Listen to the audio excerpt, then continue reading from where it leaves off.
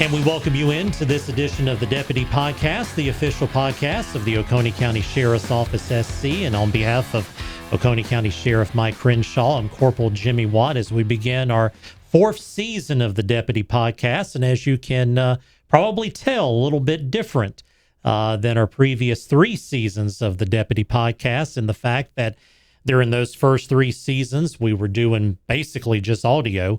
And now with the work of Sergeant Alan Sayer, we're now doing video and audio. So that means you're going to be able to catch the Deputy Podcast not only on YouTube and our official YouTube channel, which we encourage you to like and subscribe, but also on your favorite podcast directories as well. Beginning with this podcast here, of course, go to our website for official information, oconeelaw.com. And make sure to follow us on all our social media sites, Facebook and Instagram and Twitter/X, and follow us on those social media channels as well. But it's my honor to welcome Oconee County Sheriff Mike Crenshaw to this first episode of the fourth year of the Deputy Podcast. And as a matter of fact, I think, if I'm not mistaken, Sheriff, the first ever podcast we did back about 2021 was with you. That's correct. So we're kind of coming full circle here, I guess. We are. We are. Fourth term as Sheriff of Oconee County. I'm not sure when anybody ever takes any endeavors, they think that maybe they don't know how long it's going to last. But did you think when you started this journey that, man, I'm going to be sheriff for a fourth term of Oconee County? Was that part of the plan, I guess? Never thought about it. To be honest with you, it doesn't seem like it's been 12 years, starting on a fourth term, year 13. Right. It goes by so fast. You stay busy and a lot going on, and you really just don't think about it. But here we are. Yeah, those 12 years do go by fast. And, one of the things that I guess has to be done, maybe a requirement of the job, of course, for deputy sheriffs and whatnot, is whenever there's a new term, whether it's a sheriff is reelected or a new sheriff comes on board, deputies are required, certified deputies are required to take an oath of office, which we've done that the last couple of days. And then for some employees, I guess starting this year, there was a ceremonial oath, and you had to actually take an oath yourself. I guess all sheriffs have to. So kind of explain the importance of the oath that is taken, and why is that important? Yeah, that's one of the very distinct differences between a city police officer and a county sheriff's deputy. City officers get appointed and they don't never have to have another appointment as long as they're employed. Whereas an elected sheriff, actually all elected officials, every 4 years for elected sheriffs, we have to take a new oath of office. And South Carolina law states that the new term begins on the first Tuesday in January after the general election in November. So, that it changed. It's not automatic in January 1 of the new term. So this year, of course, the first Tuesday was January the 7th. And so all sheriffs in South Carolina, including myself, could not take our oath for this next term until January the 7th. And then sheriffs can administer the oath of office to his deputies if he's a notary. He or she's a notary. That's the requirement in state law. And of course, being a notary, then as you know, the last 3 days we've been meeting with all of our deputies and issuing a new oath of office, a new official county ID. Just for your information, in 2029, 4 years from now, the first Tuesday will be January the 2nd, which is why our current IDs expire, county IDs, on January 1 of 2029. Right. It's hard to believe it's been 13 years, I guess, since you were first elected. And you began your first term in January of 2013. So 12, 13-year time period there. Take me back to that first day.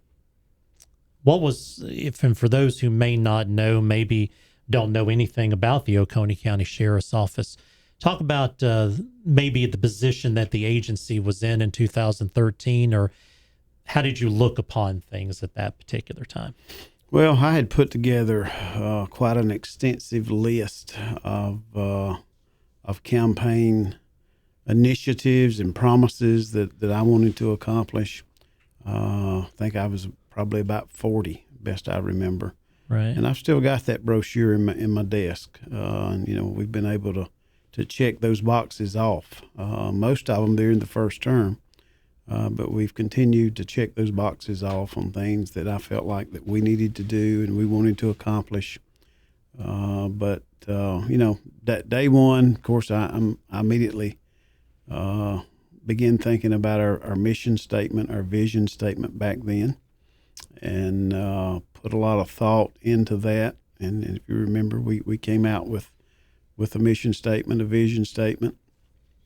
At that time, looking at our priorities, of course, drugs was then and will continue to be, very high on our priority list, because we know, as you know, that's directly or indirectly connected to the biggest majority of our crime in Oconee County.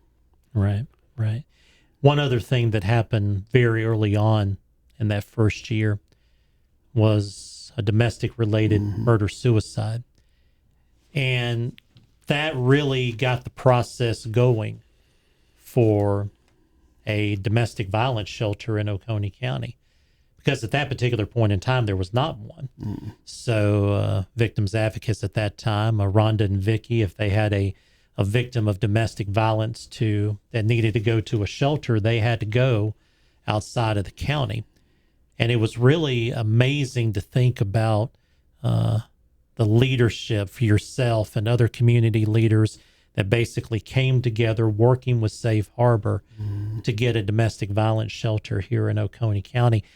I think that's been a game changer for our county, along with some changes in the domestic violence laws down in Columbia. But kind of take me back to that time and kind of lead us through that process, I guess. Well, that was one of the initiatives that I had in that brochure when I first ran for sheriff, was to get a domestic violence shelter established in Oconee County. I think on the fifth day of being in office, January the 5th, we had a murder-suicide that morning, and I responded personally along with investigators, and we followed up on that. And then I kind of realized in looking at the data that over the previous 6-month period, going back into 2012, July up until January, we were averaging a death a month as a result of domestic violence from a murder-suicide. I think we had 6 deaths from the latter part of 2012 until this occurred on January the 5th. So, that was certainly on my priority list, but as circumstances change sometimes, we have to be willing to adapt and kind of respond to what's going on in our county. That got moved up the priority list very quickly. Right. So I felt like we needed to go ahead and start addressing that.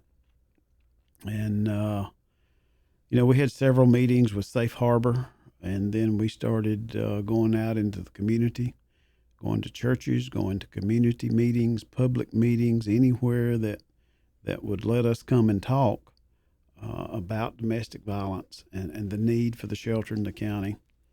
And if you remember, we learned some things about our county and about domestic violence that nobody really wanted to talk about it at that time. Right. It was almost a closet issue, because over the years and generations, victims were told, that's just not something you talk about.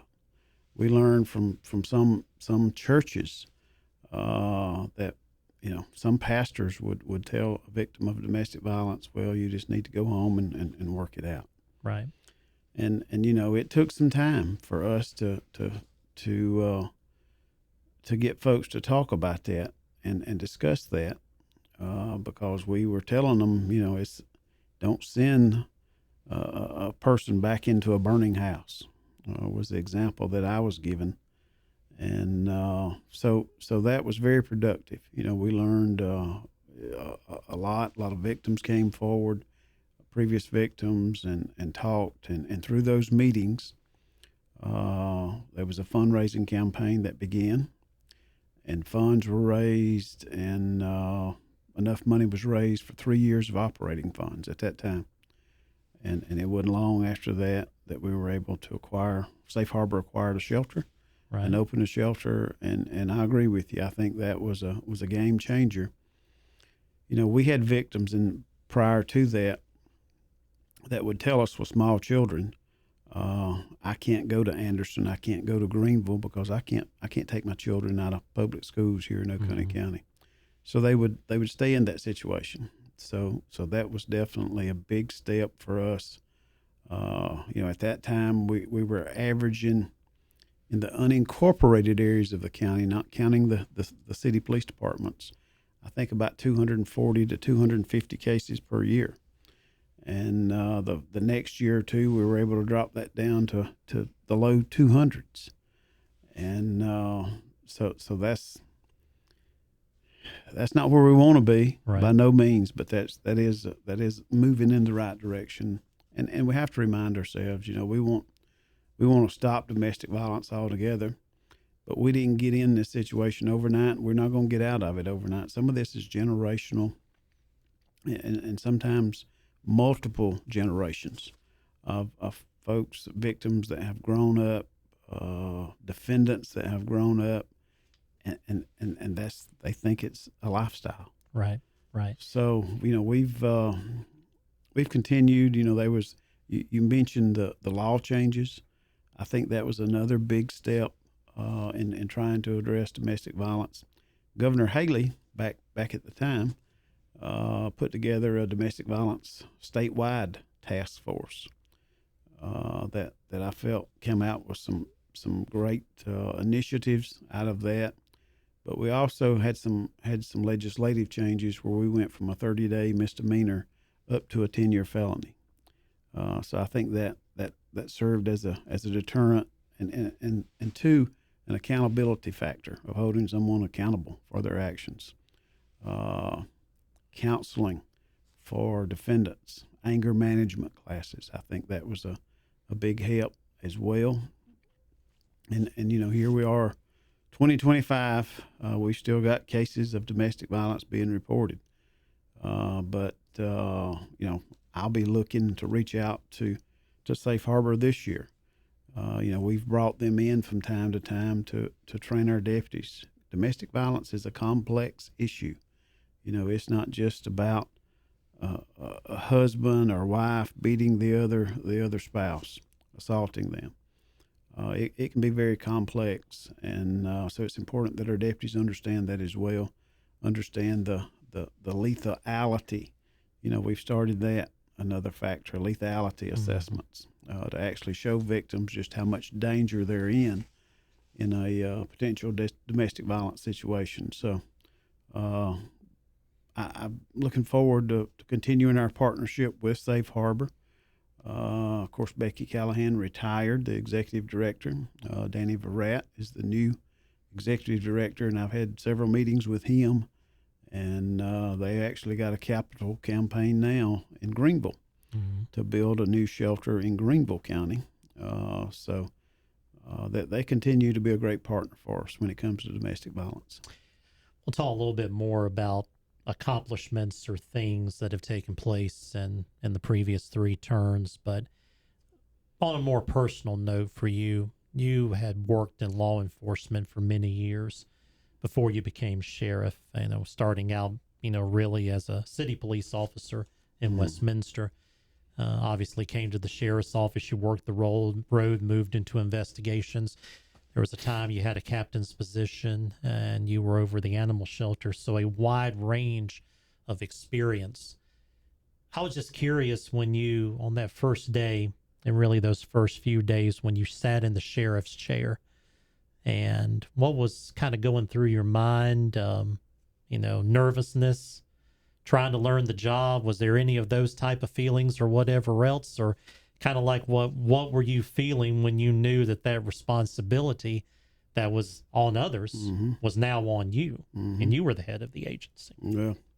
You'd mentioned, one would think that working here 25 years essentially before I became sheriff, that I would have a vast understanding of the office, and I did. But until you step from one side of that desk to the other side of that desk, you really don't grasp the full aspect of it. There's nothing, no training that can prepare you for that. But the realization that I'm the one that's now responsible for 200 employees, maybe not quite 200 back then, but over 200 employees now that we have. And I guess, thinking back, I was used to being on call every other week or 1 week in a month or something like that, my entire 25-year career. Right. And when I wasn't on call, then, somebody else I didn't have to worry about it. But as sheriff, I realized very quickly, you're on call 7 days a week, Yes. 24 hours a day. Absolutely. I realized that I was the sheriff when I went to church on Sunday mornings, and people would come up to me and talk to me about some problems. When I would go into Walmart, I'm the sheriff. When I go grocery shopping with my wife, you're the sheriff. So that took some getting used to a little bit for me. Yeah. But it becomes, it's second nature, so to speak now. If we go to Walmart, I kind of expect to be in there in about an hour. Right. Or so, so you give yourself some extra time, because that's part of the job. Yeah. And I certainly embrace that and enjoy being able to help people any way that I can. Well, and I think one thing that's great is the fact that, I would imagine in those first years, you were kind of leaning on those who were more experienced to get their advice and whatever else. But I still remember when Chad McBride was elected sheriff in Anderson County, I remember I saw you in the hallway and you said, I'm going to Anderson to go sit down with Chad. Mm-hmm. And I know you've had some conversations with, the new sheriff in Pickens County now, Sheriff Blankenship. So, and of course, Hobart Lewis and Greenville, a tremendous man too. And I know you've had some great conversations with him, but I hate to say it, but it's almost kind of like now you're kind of, in some ways, because of your experience, you're kind of stepping into a little bit of an emeritus role in some ways. Do you kind of look at it that way? And, because now there may be younger sheriffs that are saying, well, let's call Mike Crenshaw and get his advice on things. Well, He's done the job for many years now. Emeritus is an awful big word, Jimmy. I don't know so much about that, but we started something at the Sheriff's Association. Of course, there's 46 counties in our state, 46 sheriffs, and we had, I think it was 9 new sheriffs to come on board Tuesday, either through retirement and or elections. But we started a mentoring program that I think's very beneficial. So, I am currently mentoring some of our new sheriffs, and like I told them, I don't anything that I can think of to share with you is, I want to be able to do that. I don't feel like I've arrived. I'm still learning. Mm-hmm. You never stop learning yourself. I'm always looking at new technology, new ways of doing things, new initiatives. As our society changes, circumstances change, we have to adapt and change as well. And there's some things that's kind of on my mind, as we go forward in this term. On a personal and also professional level, how important is the support of your family in what you do? Oh, it's huge. In this profession, family support is very important. I'm certainly appreciative of our staff and our staff families because in this profession, other deputies, we miss Christmases sometimes. We miss Thanksgiving. We miss children's birthdays, children's sporting events. Growing up, it bothered me a little bit. When I was playing high school football, my dad was in law enforcement. Mm-hmm. Rarely got to come to my games, but I understand it now. Right. But so it's a sacrifice for the family, and family support is so important. Anytime now that we have a critical incident, a deputy involved in a critical incident, that's why the South Carolina Law Enforcement Assistance Program, the SC LEAP program, is so important, and that's open to the spouse and the employee as well to go to that critical incident debriefing, if you will, for that, and even with other things, with wellness. We're focusing more on emotional wellness nowadays and mental wellness of our employees, but family support, it's important. Unfortunately, over the years, we've lost one or two deputies that figured out, one, maybe it wasn't for them, or their families didn't really support them, didn't really want them to be in the profession, and so they've sought other employment. Right. I think about a lot of things in the last 12, 13 years. When you came into office, there was money that was already appropriated for a new jail, but the jail had not yet been built. So working with Walhalla officials and with the county, broke ground on a brand new detention center, which was sorely needed. Remember when we started out with 10 officers, 10 deputies with body cameras. Now every deputy has a body camera. If I remember the first time we got tourniquet kits, when AEDs started to be put into vehicles, and obviously when Narcan was administered. Starting salary for a deputy, $29,120. Now that's in the mid 40s, 45, 46, 47, 5 once somebody is certified. There was not a sheriff's foundation. Now there is one, which not only supports in some cases may help with some operations of the agency in terms of canines and things along those lines, but it's also helping deputies with tuition reimbursements so deputies can improve themselves educationally by getting degrees in college. 2013, we were not an accredited agency. Now we're one of about 10% of law enforcement agencies in South Carolina that has that state accreditation. There was a time in which our patrol vehicles that we have did not have ballistic windshields. Now they do.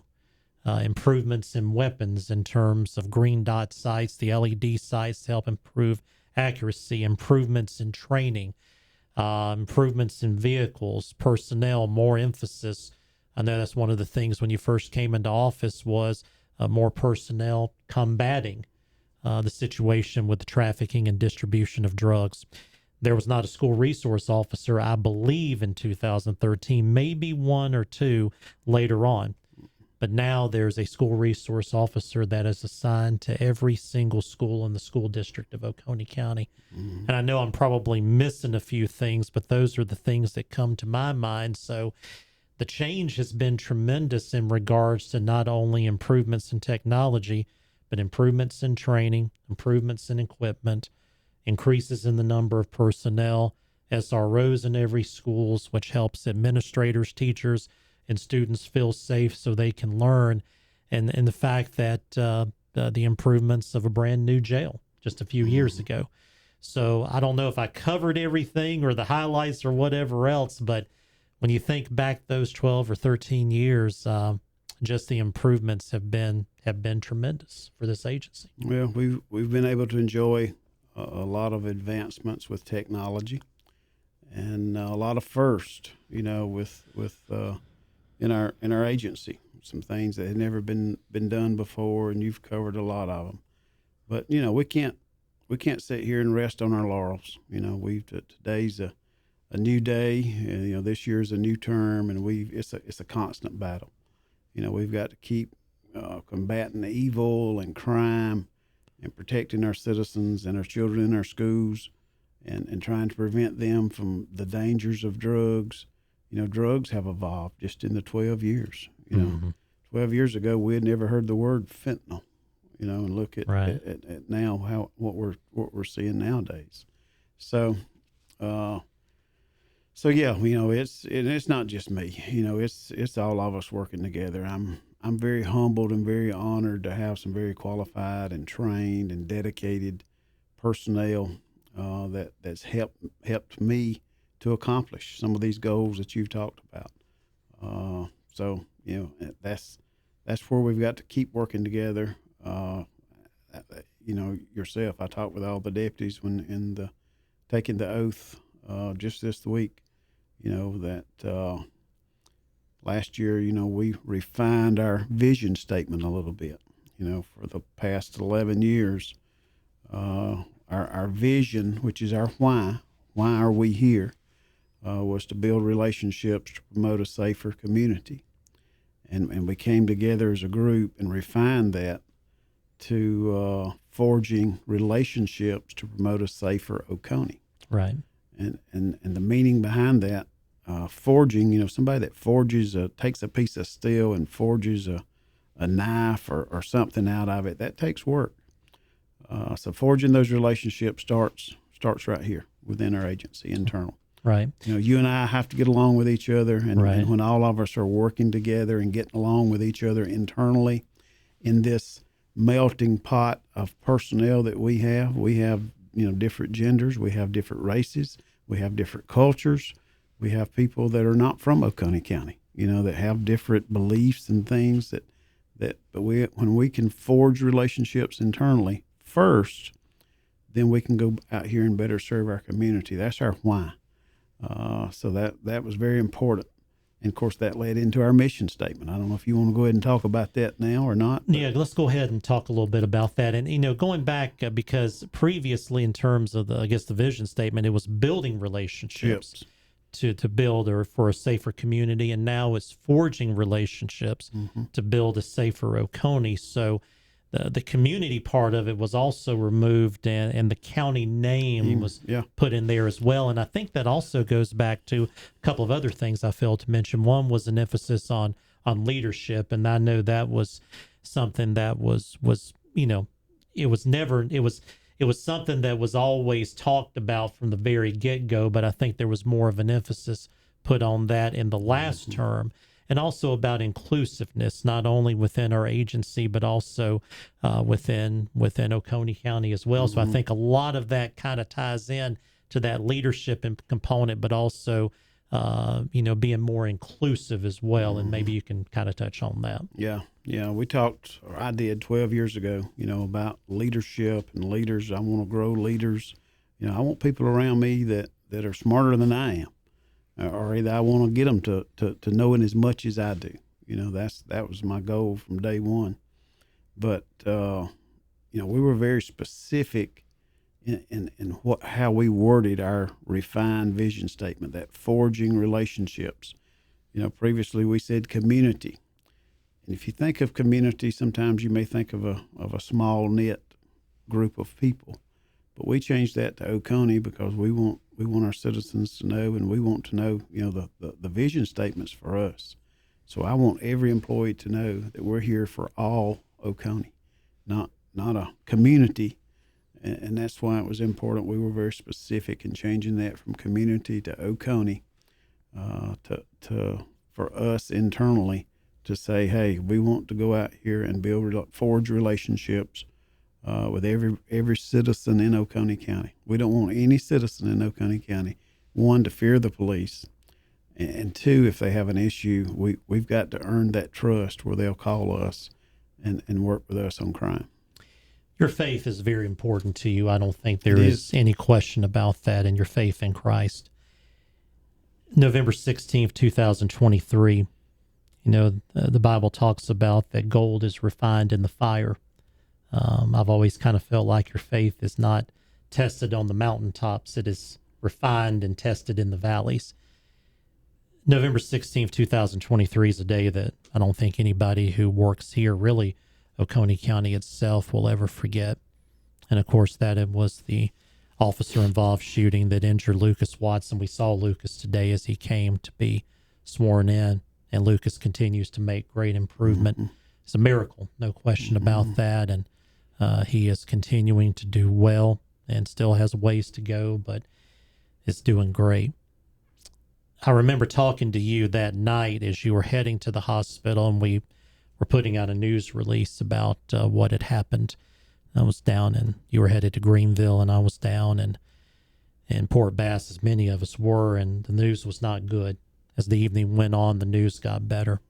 And you talked about that in the days to come, about being there at the hospital. And sometimes things tend, events in your mind and events in your heart, you tend to have different feelings about those things the further you are drawn away from that incident. So kind of looking back on it now, and you've shared how much that has impacted you personally and just in refined that faith that you have in Christ. If you will, discuss that, but also more than a year removed from that, are there any feelings maybe that you have now that you didn't have then, or even vice versa for that matter? Well, that was certainly a day that was one of the defining moments in my 37-year career. Right. We've been very blessed here at the sheriff's office during my entire career that we had never had an officer shot in the line of duty. That was the first. So I guess the first realization for all of us is when we heard that come across our radio. Right. Shots fired, officer down. And, I remember the chief deputy, Chief Davis, and I'd been to a DARE graduation that morning and worn my dress uniform for the kids. And so I had come back to the office, and then I had gone home to change out of my dress uniform when that call actually came in. And the chief, we just kind of met up on Highway 11, not planned, but it took us forever. It seemed like we couldn't get there quick enough. Mm-hmm. And we stopped briefly there at South Union Fire Department, where the helicopter and the ambulance were, and then of course we went on to the scene. But I remember thinking, on the way to Greenville. And if you remember, Lieutenant Crum called me from the hospital. Right. We had sent him and a couple other of our folks on over there because we didn't want Lucas to be by himself. Mm-hmm. It's something that was very important to us. And he calls and says that someone came out and said they need the sheriff at the hospital. So. But, just recollections and things that will kind of be with you, until you leave this world. Thinking on the way over there, the one thing that any sheriff, I think, in the back of their mind, they don't want to have to confront unless they just absolutely have to, is to tell a family member that our employee is no longer with us. Right. So those thoughts were certainly on my mind based on conversations that I'd already had with Sheriff Lewis, who was already at the emergency room supporting us, and that Lucas wasn't going to make it. That his wound was not survivable. So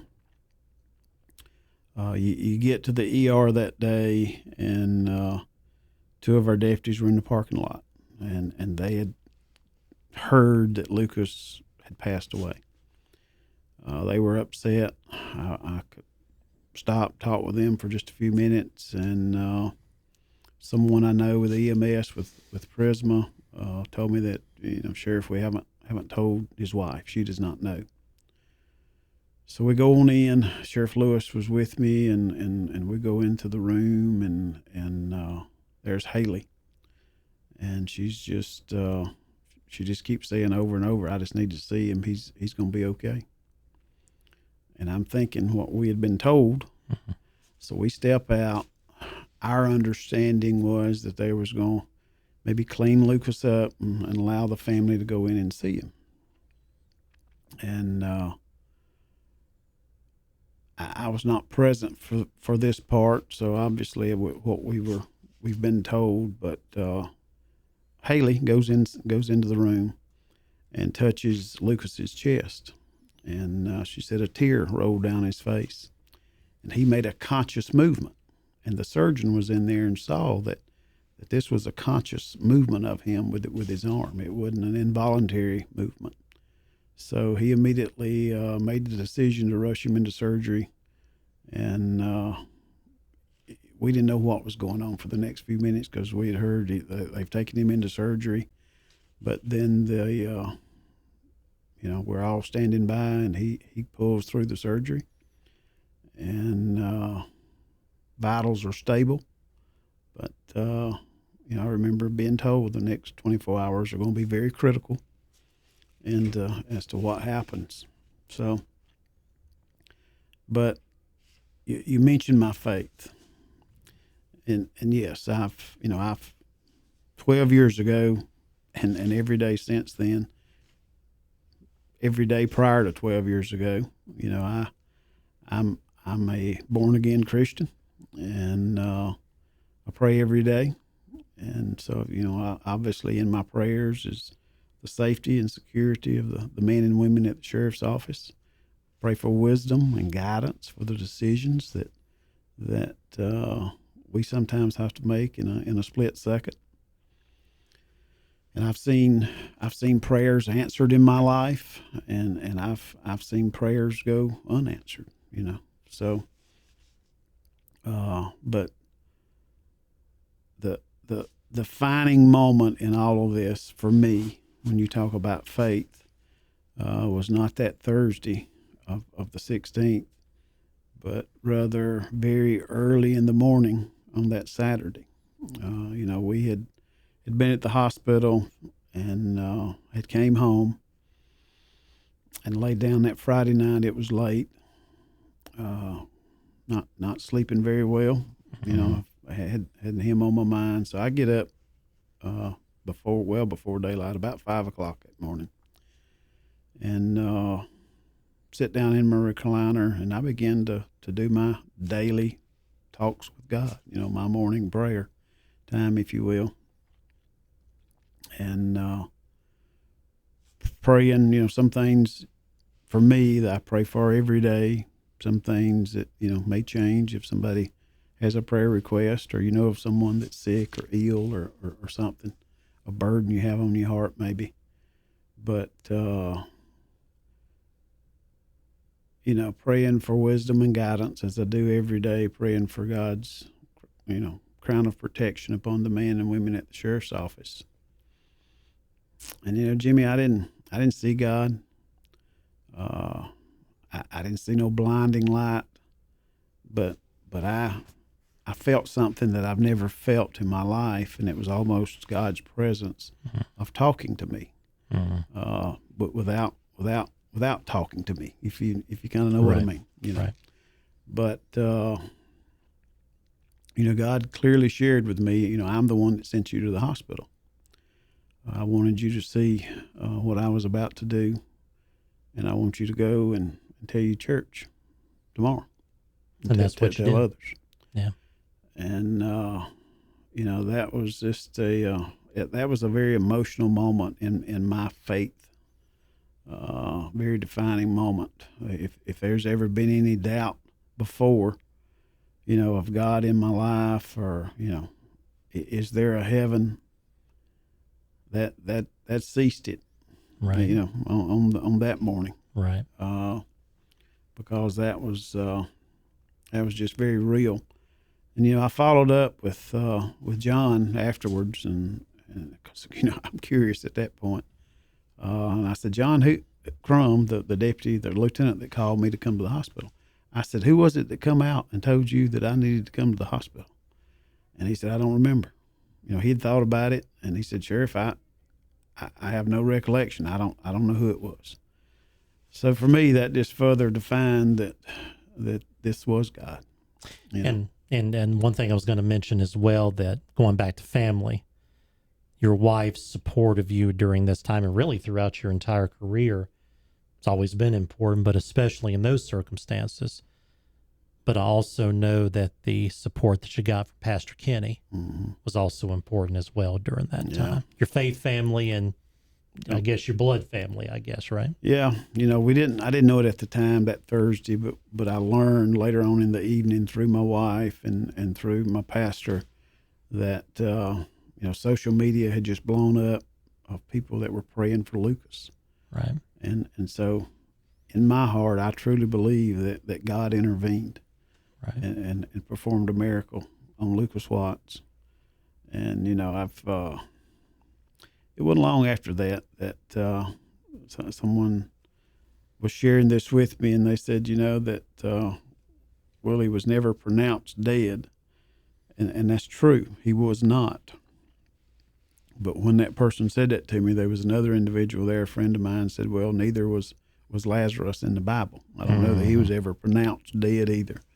But, I'll believe until I leave this world that God performed a miracle because of intervening prayer and saved Lucas's life. No question. No question. We now turn the page from term number 3. Now term number 4 is here. And as you kind of think about this particular term, are there any goals or what are the goals, if there are any, that you feel like this 4th term you want to try to see about pushing through initiatives or whatever else? Well, I'd mentioned sometimes we kind of react to what's going on in our county, in our country. So drugs continue to be a priority, for us as a sheriff's office. We've got to continue arresting drug dealers and sending drug dealers to prison. Looking forward to working with our new solicitor. We'll have a new solicitor in our 10th circuit, and so we'll be looking forward to working with him or her, whoever ends up being our deputy solicitor in Oconee. But we've got to continue enforcement efforts. I'm really pleased with where we're at in Oconee County with treatment. I think that plays a role in the fight against drugs. We've got to send drug dealers to prison, but what about those individuals that want some help for their addiction? And that's where our partnership with ORS, Christ Central Ministries, Oconee Recovery Solution Center, in our old jail, is currently playing a big part in helping folks with addiction. 7 out of every 10 men that are currently going through that program are staying off drugs. Early 2024, they opened Magnolia House here in Walhalla for women. So I'm looking forward to continuing that partnership.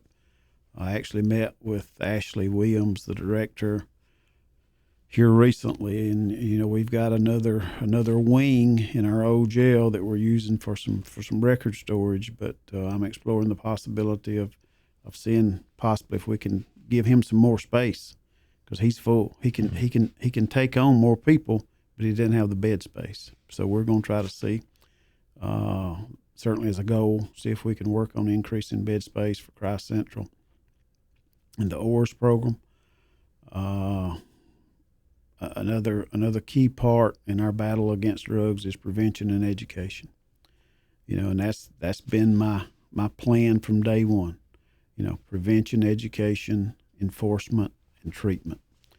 And so currently, we a couple of years ago, we got to the point where every 5th grader now in Oconee County is receiving instruction through the DARE program.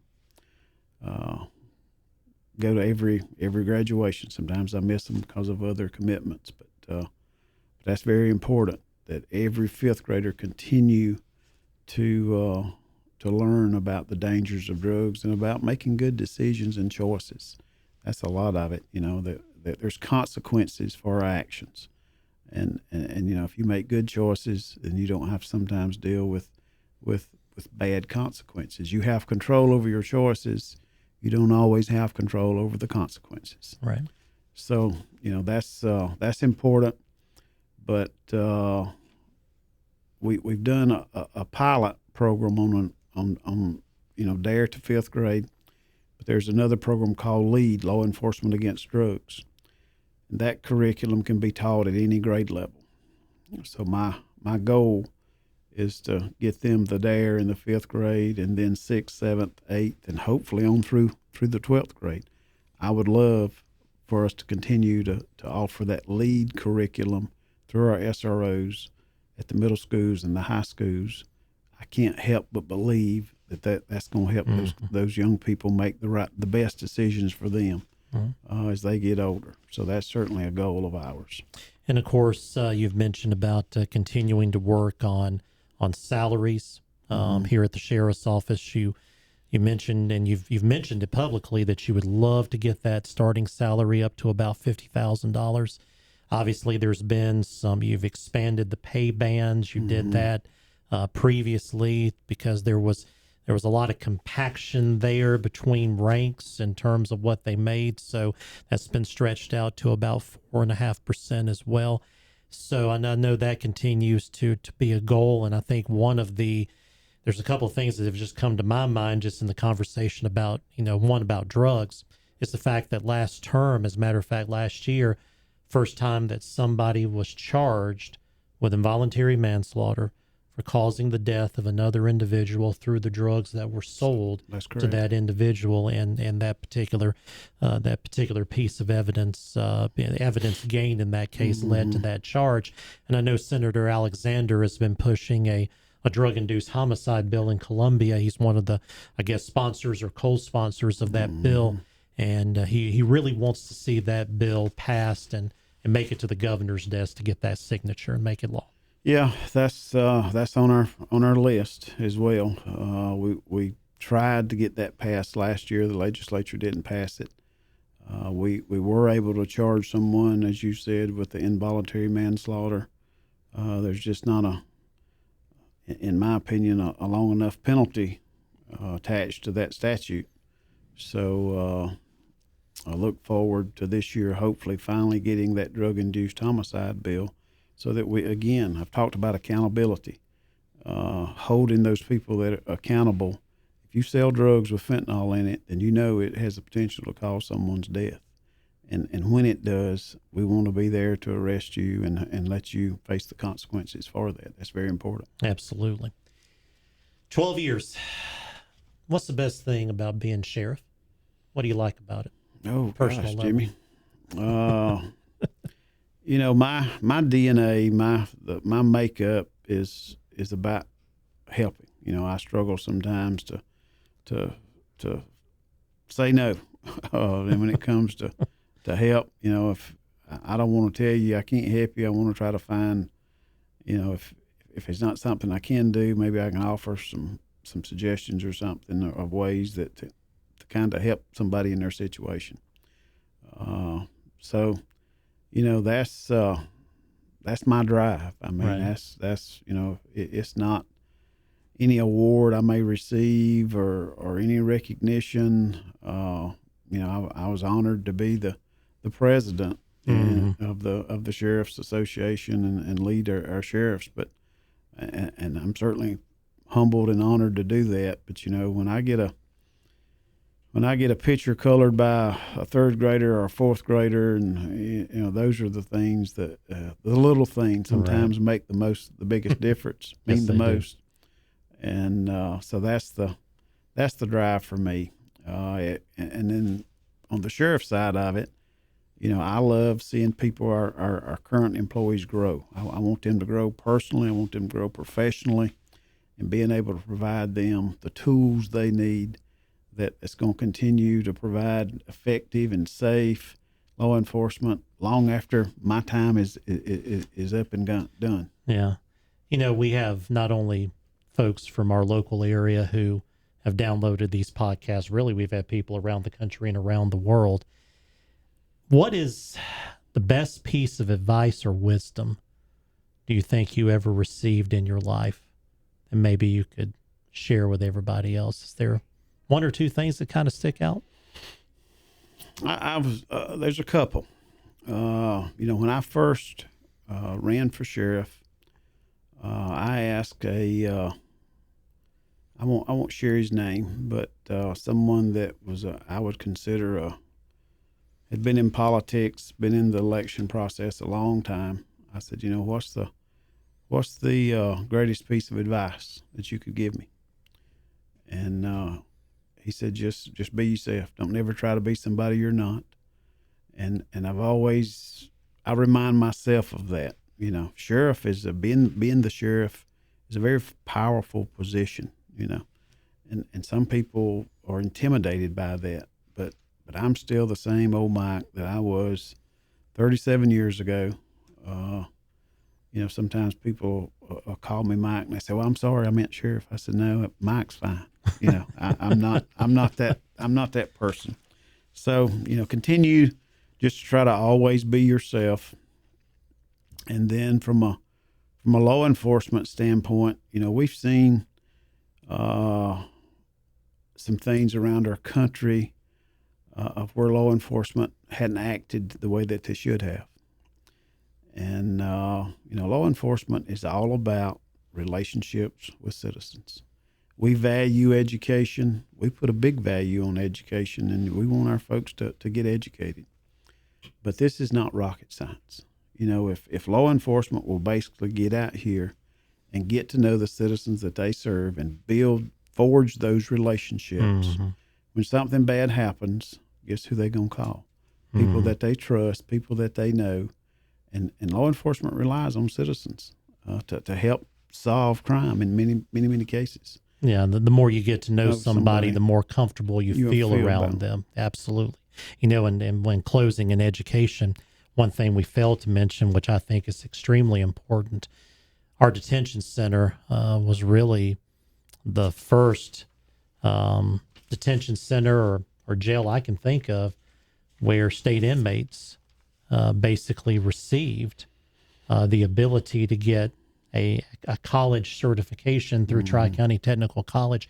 Dan Holland, very instrumental in helping to get that arranged. So just thinking about another accomplishment there, increasing those educational opportunities for employees, but also giving people a second chance in a lot of ways too. Well, a lot of our inmate population is repeat offenders. In the judicial system, we see repeat offenders over and over and over. And, how do we break that cycle? And that was one of the things that we wanted to do, is to try to provide you another path in life through our Life After Lockup that we started several years ago program. And you're correct. Tri-County Tech did come in and teach some certification classes. But Jimmy, with everything that you've talked about and things that we're doing, things that we're going to continue doing, we didn't talk about it, but the homeless population. Right. That's another priority for me to try to address that in this next term. We've got, seems like an uptick in some immigration issues that we've got to address as well. But, the true measure of any law enforcement agency, for me, and should be for others, it's not about how many people we put in jail. I mean, if you're committing crimes, we're going to lock you up, we're going to arrest you, and you need to be held accountable. But the true measure of law enforcement is the absence of crime. What's the crime rate? And that's some data that I'm very, very proud of. In our violent crime rate and our property crime rate, when we look at that, the number of crimes for every 10,000 citizens, 2002 on up to 2013, we were more than 50 violent crimes for every 10,000 citizens. That's murders, rapes, robberies, aggravated assaults. And over the last 12 years, we've been able to get that down between 25 and 30 violent crimes for every 10,000 citizens. Property crime, seen the decrease in that as well. For years, past 20 years, we've been around over 300, below 300 burglaries, larcenies, auto thefts for every 10,000 citizens in our county. And last year, for the very first time, we dropped below 200 property crimes. First time ever in 20 plus years for every 10,000 citizens. So to me, that's the true measure of law enforcement. We're not pleased at where we're at. Certainly, we've got more work to do. So we're excited. We're energized. We see we can have results, but we've got to continue pushing forward and continue training the next generation of police officers that's coming up. Yeah. So I'm excited. I'm just as excited today as I was 12 years ago or as I was 37 years ago in this profession. It's hard to believe it's been 12 years, and I guess the end of the term will be, your term now would be 2028. Mm-hmm. And I guess as the old saying goes, stay tuned. We'll Absolutely. see where we go. Absolutely. Sheriff, thank you so much. Thank you. Enjoyed it. Yes, sir. Absolutely. This has been this edition of the Deputy Podcast, the official podcast of the Oconee County Sheriff's Office SC. Make sure on our YouTube channel that you like and subscribe. So certainly that helps to get this information out and this program out to reach more and more people. Of course, our website at oconeelaw.com for the very latest news and information. And make sure to check us out on Facebook and Instagram and Twitter/X. For more information here from the Oconee County Sheriff's Office. We thank you for being with us on behalf of Sheriff Crenshaw for this edition of The Deputy, the official podcast of the Oconee County Sheriff's Office, SC.